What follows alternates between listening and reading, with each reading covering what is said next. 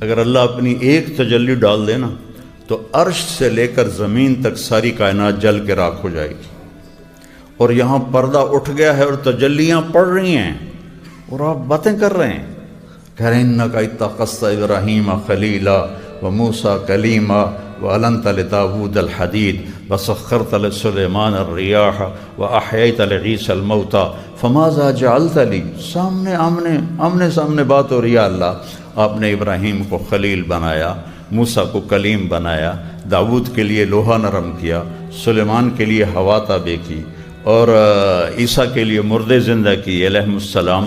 فماذا جعلت لی، کہ اللہ میرے لیے کیا ہے؟